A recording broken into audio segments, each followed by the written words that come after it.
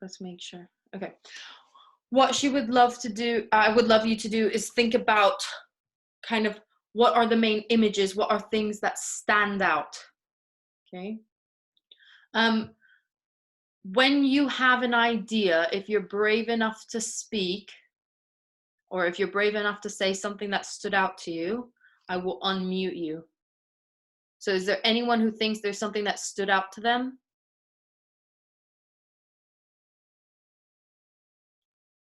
Okay, let's find Amber. I see you, Amber. Okay. Amber? Yeah. Okay, what do you think?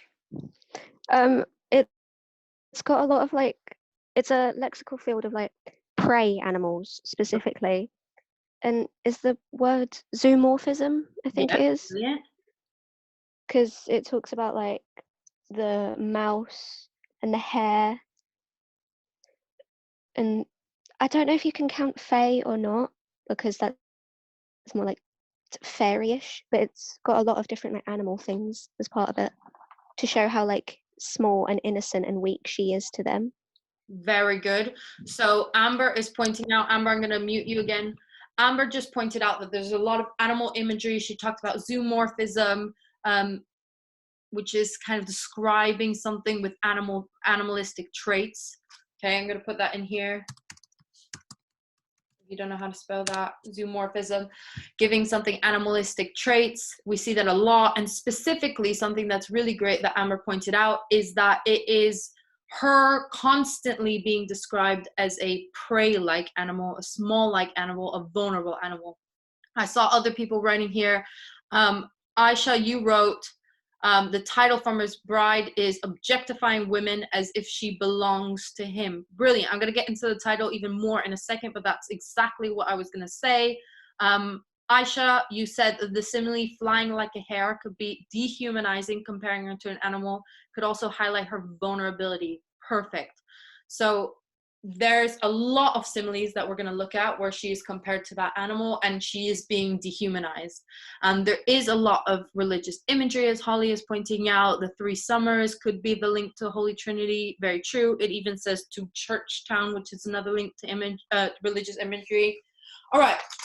So we're going to get started. What I'm going to break it down into is kind of general notes, and then we'll look at the language and the structure. And we'll end by looking at what are the big themes that are in the poem and how do they link to others.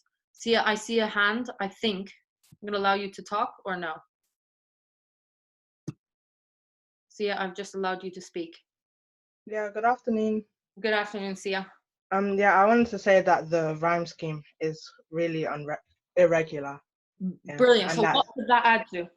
Like the kind of about the context, like mental health, and like their minds can be quite irregular. So like what they want to put out is not necessarily the conventional thing to say.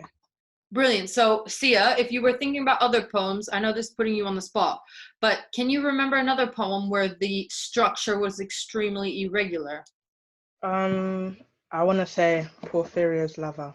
Yeah, good. Yeah. And do you remember even like the stanza? Was there stanzas in Porphyria's Lover? No, it was like long and like kind of getting all their feelings out in one.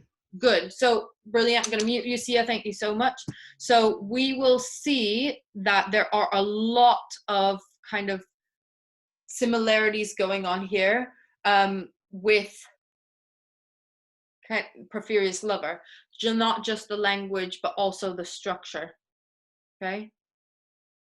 Right. So general notes. This poem is a dramatic monologue, meaning it's written in the voice of someone else, right? Written in the voice of a farmer. Charlotte Mew is not a farmer. She takes on this voice. And it is considering the relationship between a man, the farmer, and his wife. Okay. It uses slightly archaic language. Now be careful with this because it's not just language that sounds old, but language that is old for the time when the poem was written. Okay, so we see a slightly archaic language, but more so than that, we sometimes see non-standard English. That means like there's some grammatical mistakes. It sounds very colloquial, so like how the person would speak.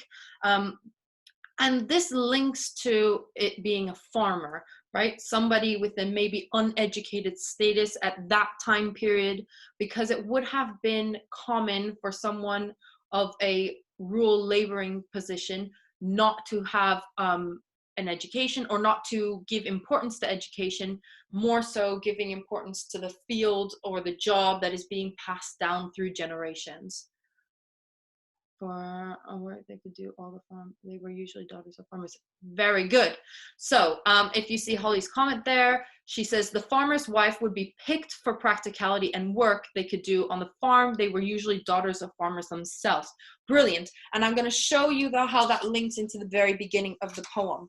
But before we do that, Holly was also talking about, I think it was Holly, I'm going to give someone the wrong credit. No, Aisha. You were talking about the title. Now, the title is always important, and as I tell my class, if you want to discuss the title, one of the best places to do so is in the introduction. That means that we often can compare the two titles in the introduction, giving us marks for language analysis and make links to context. So we have the Farmer's Bride. Now, what does the Farmer's Bride link to? So we have the possessive possessive apostrophe in farmers, right? So the bride is owned by the farmer. We also see that Amber says it objectifies her. Brilliant. So that possessive apostrophe does objectify her. And not only does that objectify her, but the comparison between the man being given the title farmer, where his importance is placed on his role in society or his job, and her given the title bride, which gives the importance to the marriage, and it's her being shown that the woman is given importance through the marriage and not the job. So that is her position and that is her responsibility in society. Now, again, it hints at the fact that his job is a farmer. It places this context into kind of a rural context, and we'll see that throughout kind of the village. So the title itself gives us a lot of information from the get-go, the setting, the difference between the relationships, the power between the two in the relationship. Okay, now let's go through stanza by stanza, and let's think about the different images that come up. As you guys already pointed out, there's a lot of animal imagery. There's a lot of prey, predator, or hunt and versus hunter going on. Good. So Lucia says it can be linked to the prey animal idea. Prey animals were meant to be eaten and women were meant to be owned. Very good. So you can see a lot of the time that it's linked to her being the prey or being a farm animal, something that is used instead of something that is loved or cherished or given importance. Right. So we have a lexical field of hunting going throughout. So you'll see that as we go. And you will notice that the female in the poem, the bride herself, is never given a voice. The only time that we see her side of anything is when we see her say, not near, but she isn't even saying that with her voice. She is saying that with her eyes, okay? So it is not even done through her actual speaking. So her voice is completely gone. She is a silent member in this relationship, and he actually notices that and talks about her being a silent part of that relationship quite often. It's also interesting to see that he's not cruel. There's never a point in the poem where you think of him as extremely cruel. It is more so that he's a conventional, a common man, which makes this poem more so of kind of a social commentary about men in general at that time period, not just this one specific man that is supposed to be seen as evil, rather kind of all male people in the society having given this kind of position, this strength, this power in the community, right? Okay, I'm going to read what Amber just said. I chose shows that she had no choice in the matter and that she was chosen for many reasons, such as connecting two farms. Very good. And May chose that the couple's power dynamic that she was expected to work from. Yes, very true, Holly. But yeah, there we go. Amber just said it. Maid was also considered a virgin in that time. So that's what we're going to look at. All right, let's go through stanza by stanza. after each stanza, I'll ask if you guys want to add anything, okay? So you might want to not type it while I'm going through my notes and wait till the end, because then you can write down what I'm saying and then we can all listen to what you're saying. Okay, so 3 summers since I chose a maid. You guys already pointed out that chose shows that he has the authority in the relationship, and it also objectifies the female, again, almost making her like an animal, someone that you can just pick like a cow or a horse for the farm. It also says 3 summers since. That means that they have been married for 3 years. Okay, that's going to be important because it comes up again later on. And it says maid, and as Amber was pointing out, maid at the time is someone who is a virgin, and we will see that continuously coming up, because not only is their relationship complicated because they seem to not be on the same page and there's no communication, but you will see that one of his biggest struggles is that they don't have a physical relationship, okay, and that kind of consumes his everyday thought, as he thinks that's part of the woman's job in a marriage. So he calls her a maid. So it's been 3 years and they have not yet consummated the marriage. Too young, maybe, but more's to do at harvest time than bide and woo. So he acknowledges that she was young when they got married, okay? And this was not very uncommon during these times. That was common, but he does acknowledge that maybe she was too young for the position he put her in.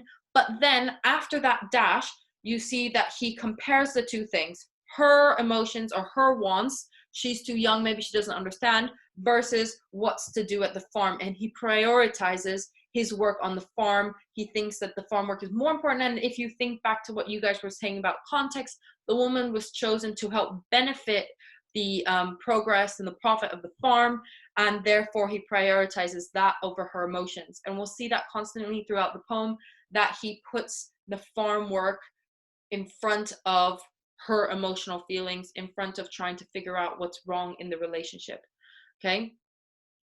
So then we go to, at harvest time, then bide and woo, when us was wed, she turned afraid of love and me and all things human. So we have us was wed, which is not grammatically correct, as hopefully a lot of you have picked out. This shows us that he, again, was uneducated, and it might make him a bit, show us his character as slightly naive, and we might even feel, maybe some of you will start to pity him. We don't have to dislike him fully, okay?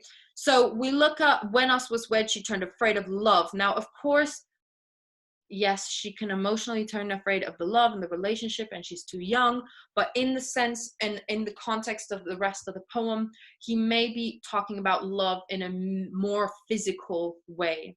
So as soon as they were married, she just kind of distanced herself from that love and all things human. And as you guys already pointed out, he consistently dehumanizes her, okay? So this is when he says she's not human. She runs away from anything human, okay? Like the shut of a winter's day, her smile went out and 'twasn't a woman. So like a shut of a winter's day, think about how fast a winter's day goes. You're in school, it's 3 o'clock, 4 o'clock, and it's already dark, okay? So that day goes by really quickly. So he is saying that very, very quickly her smile went out, the happiness was over as soon as they were married. And then here comes a very important line. It says, and 'twasn't a woman, okay?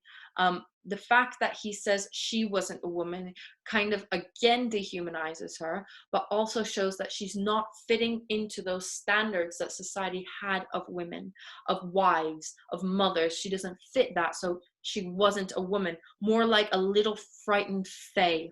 And Amber has already said that fae means fairy.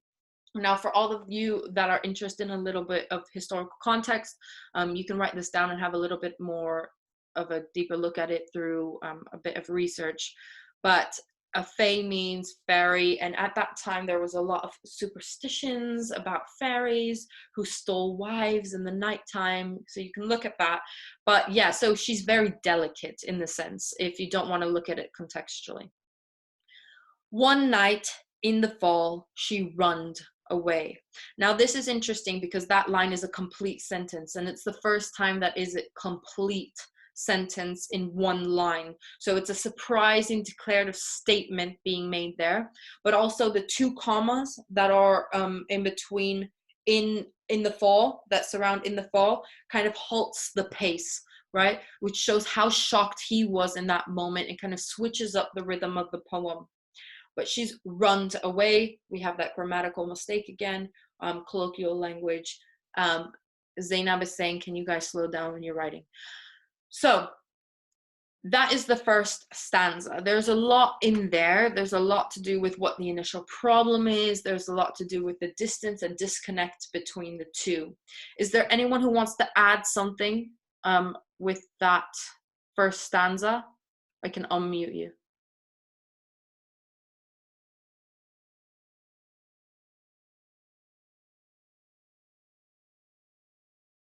Okay, good. So Sarah has said, is she referred to as a bride because they haven't had sex yet, and she's not a wife until that happens? Very good. And not only is she not a wife until that happens, but he even goes as far as saying she's not a woman until that happens. So yes, the bride is kind of lesser than the wife. It's almost as if she's stuck in that premarital state because she hasn't completed or consummated the marriage. Holly says, of love and me and all things human. Maybe he suspects she is a witch. Yeah, you can go down there, especially if you go look at all the kind of superstitions that were happening at the time. But it is more important that we understand that he separates her from the rest of the humans and the rest of the community. Okay? Right, I'm going to move on to the second stanza. Nancy says, are they married or not? They are married. They've been married for 3 years, okay, at this time that he's writing the poem, okay? But they haven't consummated the marriage. She just runs away every time, okay? Okay, so out among the sheep her be, they said, should properly have been a bed. So this is interesting, and we see this again at the bottom of that page when the women say that beast and stall look round like children at her call. The community has an opinion about their relationship, okay? This is interesting because it might be Charlotte Mews, one of Charlotte Mews' biggest messages in this poem is that the relationship is not left alone, and one of the biggest problems in their relationship is probably that the community has such strong opinions about that relationship and about what is expected of a wife and how they should be acting. So there's a lot of gossip about her not fulfilling these standards. So it says, out among the sheep her be. They said, that collective pronoun will continue to see it. She is separated from the collective. It's she and we, she and us, she and they.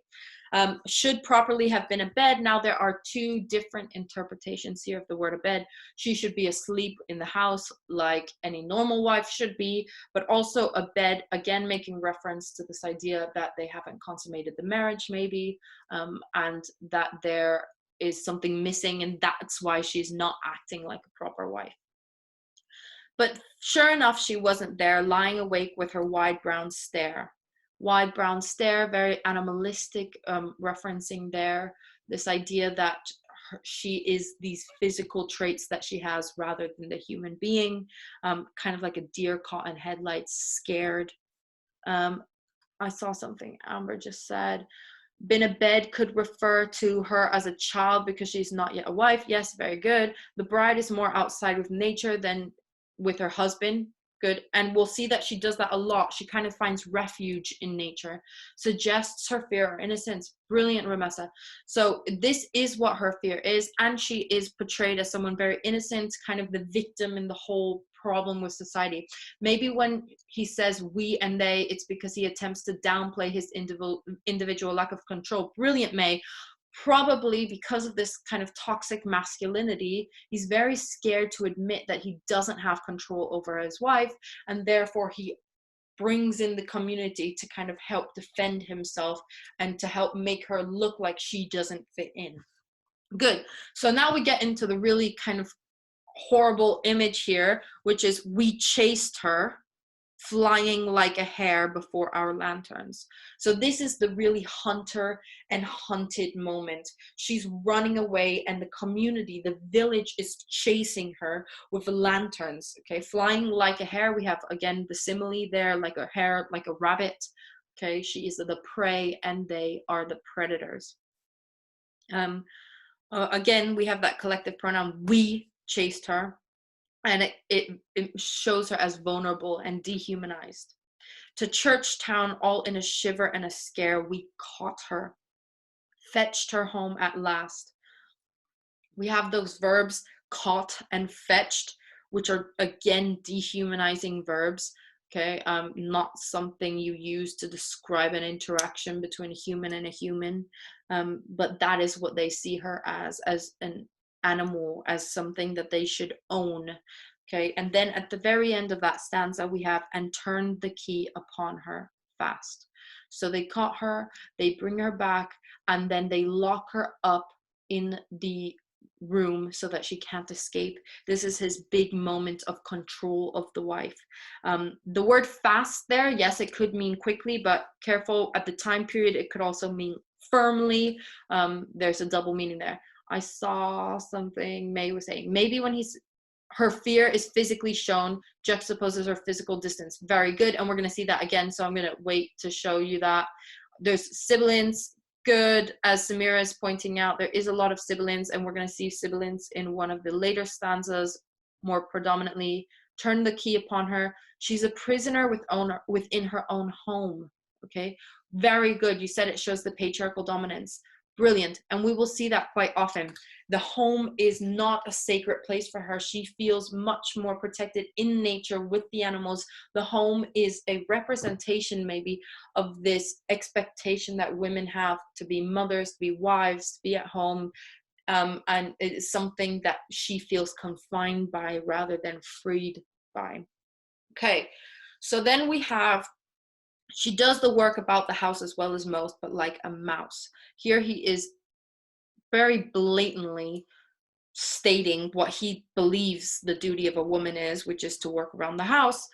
But then he says, but, okay, like a mouse. So that conjunction but shows that she doesn't fit that stereotype completely because she does it like a mouse. The simile shows that she's very quiet, and we'll keep seeing that things are very quiet. She doesn't speak to anyone. We saw that at the beginning when she was kind of this too young, too innocent, wide brown stare. She doesn't say anything. She just looks. Abby says he describes her like a mouse, which are timid animals, reinforcing that animalistic idea. Very good. Yeah, so she's that prey. Happy enough to chat and play with birds and rabbits and such as they. Now, this is a really interesting use of enjambment. For those of you who can't remember what enjambment is, think about a line running on to the next without any punctuation. It could be one line, but it's been broken into two. I see Nancy say she's very infantilized. Very good. Links to Eva Smith there, I see. In a way, that was the stereotype of women at the time, to be quiet. Yeah, brilliant. To be seen, but not heard. Great. So we have that line. The enjambment is very interesting because at the beginning, it almost sounds like a positive idea. Happy enough to chat and play, which would show her as outgoing, right? And part of the society. But then it switches with the next part of that line, which is with birds and rabbits and such as they. So the first part of that sentence sounds very hopeful, but the second part exposes the reality that it's not, she doesn't like to chat and play with the people, she does it with the animals, so long as menfolk keep away. So as long as men, it might even be reference to in general humans, right? Menfolk stay away from her because they intimidate her. She doesn't like to be around them. Chloe says half rhyme fast and last in house, and mouse resembles mental state. Good. And we're going to look at the rhyme scheme in a second. And a little bit more of the structure. May is pointing out that the enjambment shows his loss of control. Good. There's no clear rhyme scheme, as a lot of you are pointing out. There's no clear structural features that keep us on track, but we'll see that in the next section when we look at structure. Lucia says, but he's almost disappointed with her shyness and quietness, which can portray that it was practically impossible to be a woman during that time period. Very good. So even though they want them to be quiet, when she is completely quiet, he feels that their relationship is not like the rest, and that there is no kind of connection between the two, which disappoints him. Not only does it disappoint him, it probably embarrasses him, because he seems to lack control of his wife. Right, so not near, her eyes beseech. So her eyes are screaming, don't get near me, stay away from me. Again, this is interesting, as I said in the beginning, because it's her only moment of communication with the reader, through her eyes, just like an animal, a helpless animal speaks through their eyes and can't even say anything. Zainab says maybe she's not interested in men. Yes, we did talk about that. We know that the poet herself was a lesbian, and that there might be some connection here. A lot of critics do look at that, but you want to be careful when just thinking about it as that kind of poem, because there is a lot to say about women avoiding not just men, but the stereotype that they were supposed to fit because of the patriarchal society. All right, so when one of us comes within reach, the women say that beasts in stall look round like children at her call. So the animals in the stalls and in the farms look at her like a mother figure, but he is saying they look at her a mother figure and they have a good relationship. But then he says, I've hardly heard her speak at all. You can see that the I've has been italicized to give it the emphasis, which shows that he's comparing his relationship with her to her relationship with the animals. Okay, and he's saying he doesn't get as much as they get from her. Okay, so she's the mother there, but she's not a mother in the house. It shows us this kind of step up in his frustration, which is going to come more evident in the next couple of stanzas. She's separated from the group again when it says the woman say, so she's not part of that group of women.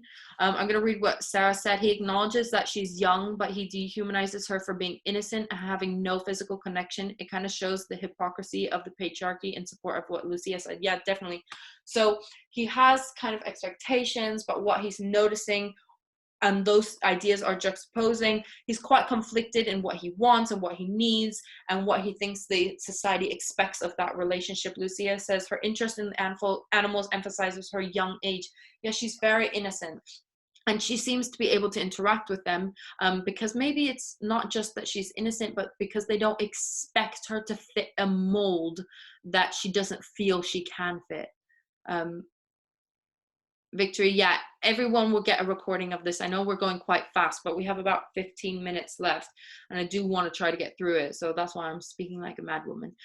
It is being recorded, and it will be uploaded on class charts afterwards. Okay, all right. So he puts his needs first, right? I've hardly heard her speak at all. Then we flip to the next page. Now this little section is a very nice section because it shows us almost a different side to him. It says, shy as the leveret, swift as he, straight and slight as a young larch tree, sweet as the first wild violets, she to her wild self.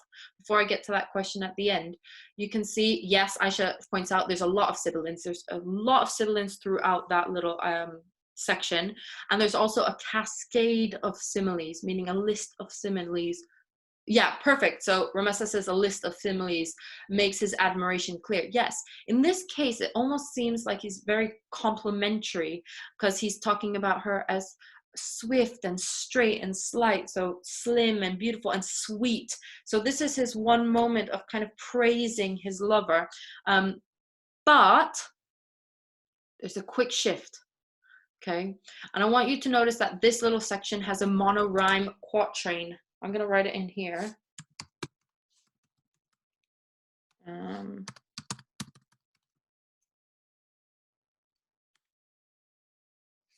Okay, can you see what I wrote? Monorhyme is one word, by the way. I don't know why it came out as two. Okay, so monorhyme quatrain, that just means that it's 4 lines that rhyme together. So he, tree, she, me. So 4 lines that rhyme together. It's kind of separated from the rest of the poem. It works perfectly. It's in the moment that he's kind of recognizing her beauty, recognizing her strength, recognizing her sweet side. But then he ends that stanza, but what to me? So she's all of these things. She's very beautiful. But what is that? What benefit does that give him if she doesn't interact with him? She doesn't give that sweetness to him, maybe sexually, maybe through children, maybe through a deeper connection. She doesn't give that. So what is all of this? What are all of these beautiful qualities worth to him if they don't really bring him anything in the relationship? Aisha says, to her wild self could imply that she's breaking the female stereotypes. Yeah, very good. And his expectations are not fulfilled. Brilliant. So, well done, Shakira. I can see what you're saying. I'm going to get to that in a second. So, Aisha points out that she is described here as wild. So not only is he seeing her as animalistic, but almost like a wild animal that can't be tamed. Now, they did capture her and lock her away, but she still doesn't seem to have fallen into the expectations he wants, which could show her as breaking those stereotypes. Very good. Now, I see Mimi and Shakira are talking about that end question. Yes, there's a susurral pause, as Shakira points out. So we have that punctuation in the middle to her wild self, and it breaks apart the her and the me. So her wild self, but what to me? There are 2 characters in that last line, and they were physically split in half, and it ends with that rhetorical question. He doesn't give her time to answer, which makes it a, let's see if my class can answer, question, but then not answered. Yes, it's a rhetorical question, but we can use another word. Hypophora. Thank you, May. Okay. Close, Christabel. Hypophora. I saw that. Okay. Anika said she has her own qualities, but it seems useless if he doesn't benefit from him. Perfectly said. That is that little section. So she's beautiful, but that doesn't bring him anything.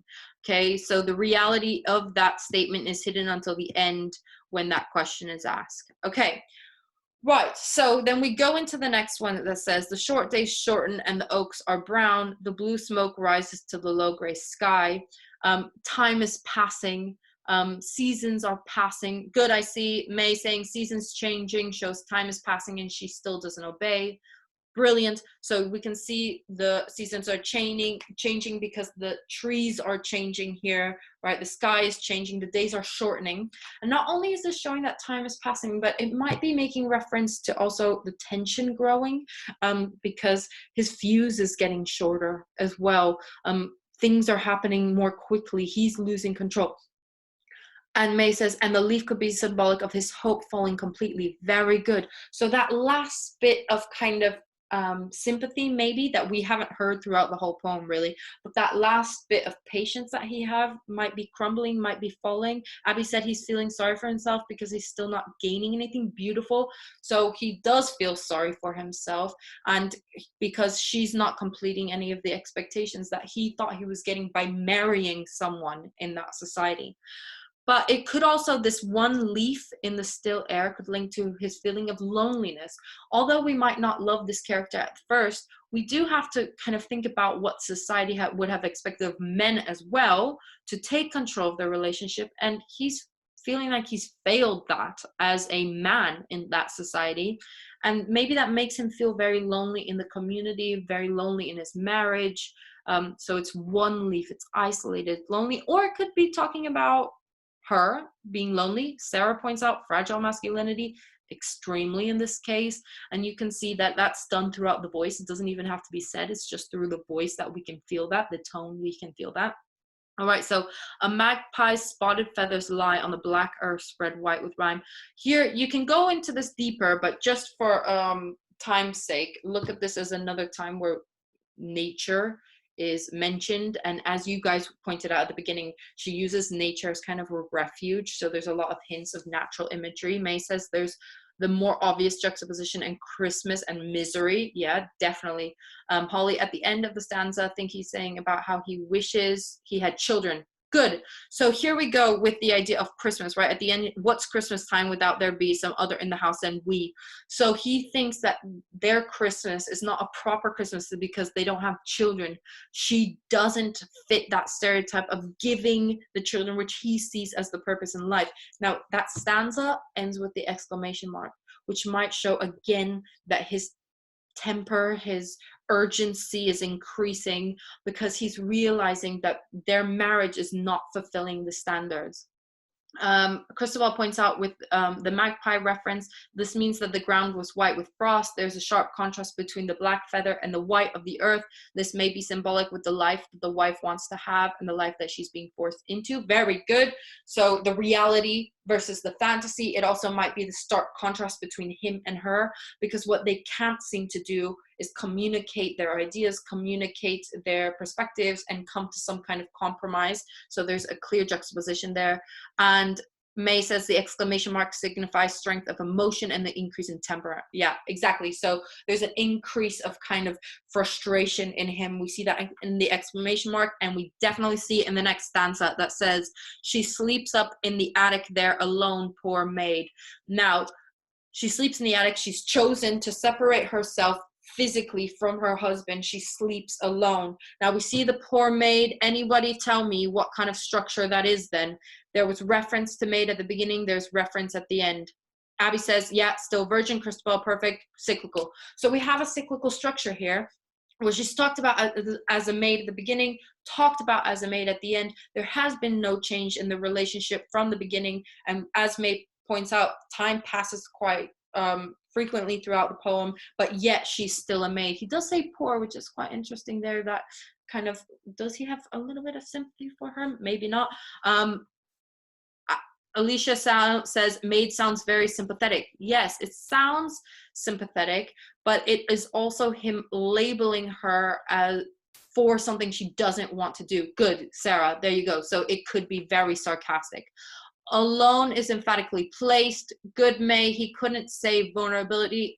He again highlights her vulnerability, and the fact that he then refers to her as maid shows that he might not be able to control his urges anymore. Good. So he's looking. Oh, I think I've just mixed your two ideas, but that's fine. So the urges anymore, he can't control it, and we see that at the very end. He says, "'Tis but a stair betwixt us." Betwixt us meaning between us. So there's a staircase between them. But that shows us that he doesn't quite understand that there's a lot more between them emotionally, a lot of emotional distance between them, right? And then, oh my God, the soft young down of her, the brown of her eyes, her hair. Okay, this is where everything, complete loss of control. The repetition, Chloe's pointing out, a pronoun shows unhealthy obsession. Good, there's a clear unhealthy obsession at the end there with her hair, her eyes. He's focusing on the physicality, the repetition, the exclamation mark, the dashes. He's lost control of himself, self-control. And also he goes into those monosyllabic, I'm gonna write it.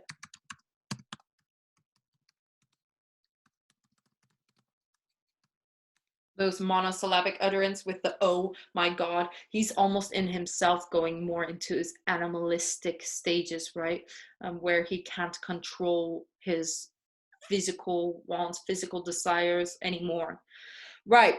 So the rhyme, as you guys have pointed out, is not in the speaker's control, but just like he lacks control of his wife. So I'm going to look for the last couple of minutes at a few of the structural things. There are 6 uneven stanzas. There's no specific amount of lines in each stanza. There's a lack of control, as Sia pointed out from the very beginning. There is I'm going to write it again.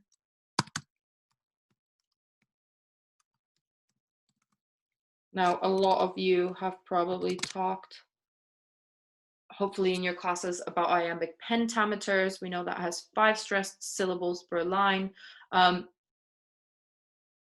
6 what stanzas? 6 uneven stanzas. There's no kind of amount of lines that need to be in each stanza. Sarah. Okay, so good. Iambic quadrimeter, that means that there's 4 stressed beats in a line. There are sometimes couplet rhymes, okay, meaning A, A, B, B. There are sometimes alternate rhymes, meaning A, B, A, B. And there are sometimes arc rhymes, meaning A, B, B, A. Okay, so there's a mix of rhymes. It's not even as important that you remember which kind, but there's a mix of different rhymes. There's complete chaos. There is some kind of rhythm, but it's complete chaos.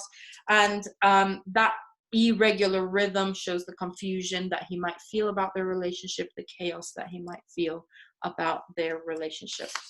Okay, so can we please...